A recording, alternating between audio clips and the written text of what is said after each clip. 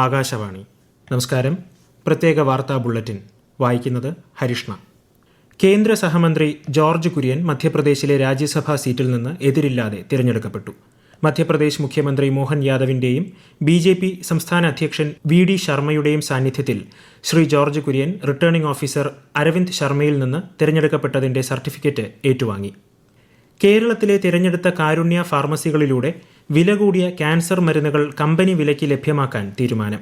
പദ്ധതിയുടെ സംസ്ഥാനതല ഉദ്ഘാടനം മുഖ്യമന്ത്രി പിണറായി വിജയൻ മറ്റന്നാൾ ഓൺലൈനായി നിർവഹിക്കും. ക്യാൻസർ മരുന്നുകൾ ജനങ്ങൾക്ക് പരമാവധി വില കുറച്ച് ലഭ്യമാക്കുകയാണ് ലക്ഷ്യമെന്ന് മന്ത്രി വീണ ജോർജ് പറഞ്ഞു. ആദ്യഘട്ടത്തിൽ സംസ്ഥാനത്തെ എല്ലാ ജില്ലകളിലെയും തിരഞ്ഞെടുത്ത 14 കാരുണ്യ ഫാർമസികളെ പദ്ധതിയിൽ ഉൾപ്പെടുത്തും. 247 ബ്രാൻഡഡ് ഓങ്കോളജി മരുന്നുകളാണ് ലാഭമില്ലാതെ പ്രത്യേക കൗണ്ടർ വഴി ലഭ്യമാക്കുന്നത്. സംസ്ഥാനത്ത് വിവിധ ജില്ലകളിൽ അമീബിക് മസ്തിഷ്ക ജ്വരം സ്ഥിരീകരിച്ച സാഹചര്യത്തിൽ ഗവേഷണ പ്രവർത്തനങ്ങൾ നടത്താൻ തീരുമാനിച്ചതായി ആരോഗ്യമന്ത്രി വീണ ജോർജ്. കേരളത്തിലെയും ICMR, IAV, മലിനീകരണ നിയന്ത്രണ ബോർഡ് തുടങ്ങിയ സ്ഥാപനങ്ങളിലെയും വിദഗ്ധരെ ഉൾപ്പെടുത്തി തിരുവനന്തപുരത്ത് സംഘടിപ്പിച്ച സാങ്കേതിക ശില്പശാലയിൽ സംസാരിക്കുകയായിരുന്നു മന്ത്രി. ഇതിന്റെ ഭാഗമായി രാജ്യത്ത് ആദ്യമായി സംസ്ഥാനത്ത് കർമ്മ പദ്ധതി രൂപീകരിക്കുമെന്നും മന്ത്രി പറഞ്ഞു. വയനാട് ഉരുൾപൊട്ടൽ ദുരിതബാധിതരുടെ പുനരധിവാസം ചർച്ച ചെയ്യാൻ മുഖ്യമന്ത്രി പിണറായി വിജയൻ സർവകക്ഷി യോഗം വിളിച്ചു. മറ്റന്നാൾ വൈകിട്ട് ഓൺലൈനായാണ് യോഗം. ഉരുൾപൊട്ടലിൽ തകർന്ന പ്രദേശങ്ങളുടെ പുനരുജ്ജീവനത്തിന് കേന്ദ്ര സഹായം ആവശ്യപ്പെട്ട് മുഖ്യമന്ത്രി ഇന്ന് പ്രധാനമന്ത്രി നരേന്ദ്രമോദിയുമായി ന്യൂഡൽഹിയിൽ കൂടിക്കാഴ്ച നടത്തി. അതേസമയം ഉരുൾപൊട്ടലിനെ തുടർന്ന് ദുരിതാശ്വാസ ക്യാമ്പായി പ്രവർത്തിച്ചിരുന്ന മേപ്പാടി ഹയർ സെക്കൻഡറി സ്കൂളിൽ ഇന്നു മുതൽ അധ്യയനം ആരംഭിച്ചു. ഹേമ കമ്മിറ്റി റിപ്പോർട്ടിന് പിന്നാലെയുണ്ടായ ആരോപണങ്ങളുടെ പശ്ചാത്തലത്തിൽ മലയാള ചലച്ചിത്ര സംഘടനയായ AMMAയുടെ ഭരണസമിതി പിരിച്ചുവിട്ടു. പ്രസിഡന്റ് മോഹൻലാൽ ഉൾപ്പെടെ എല്ലാവരും രാജിവെച്ചു. ഭരണസമിതി രാജിവെച്ചതിന് പിന്നാലെ അഡ്ഹോക്ക് കമ്മിറ്റിക്കാണ് ചുമതല. ഹേമ കമ്മിറ്റി റിപ്പോർട്ടിലെ മൊഴിയുടെ അടിസ്ഥാനത്തിൽ അന്വേഷണം നടത്തണമെന്ന് പ്രതിപക്ഷ നേതാവ് VD സതീശൻ.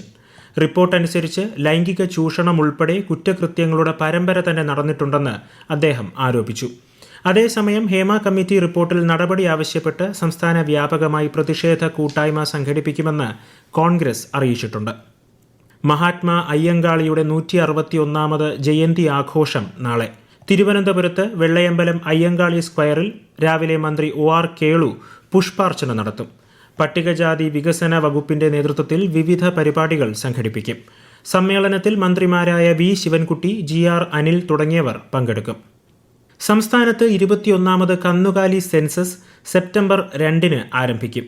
വളർത്തുമൃഗങ്ങളെ സംബന്ധിച്ച വിവരങ്ങൾ നൽകി പൊതുജനങ്ങളും കർഷകരും സഹകരിക്കണമെന്ന് മന്ത്രി J ചിഞ്ചുറാണി പറഞ്ഞു. ഓരോ 5 വർഷം കൂടുമ്പോഴാണ് രാജ്യത്ത് കന്നുകാലികളുടെ കണക്കെടുപ്പ് നടത്തുന്നത്. കാലികമായ അടിസ്ഥാന സാങ്കേതിക വികസന പ്രവർത്തനങ്ങളിലൂടെ രാജ്യത്ത് ഒന്നാമതെത്താൻ സംസ്ഥാന പോലീസ് സേനയ്ക്ക് സാധിച്ചതായി മന്ത്രി KN Balagopal. State special branch Kollam rural office കൊട്ടാരക്കരയിൽ ഉദ്ഘാടനം ചെയ്യുകയായിരുന്നു അദ്ദേഹം. ജനമൈത്രി പോലീസ് സ്റ്റേഷനുകൾ പൊതുജനത്തിനും പോലീസിനുമിടയിൽ നിലനിന്നിരുന്ന വിടവ് നികത്താൻ സഹായിച്ചതായും മന്ത്രി പറഞ്ഞു.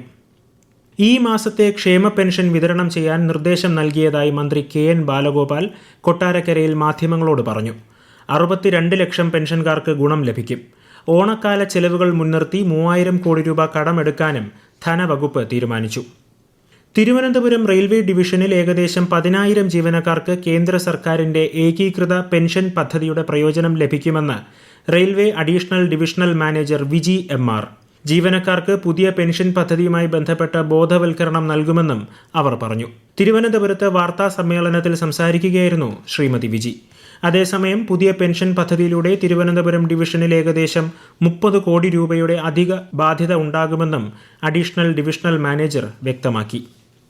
സംസ്ഥാന സർക്കാരിന്റെ 3ാം വാർഷികത്തിന്റെ ഭാഗമായുള്ള ജില്ലാതല തദ്ദേശ അദാലത്ത് ഈ മാസം 30 ഇടുക്കിയിൽ നടക്കും. മന്ത്രി MB രാജേഷിന്റെ നേതൃത്വത്തിലാണ് അദാലത്ത് സംഘടിപ്പിക്കുന്നത്.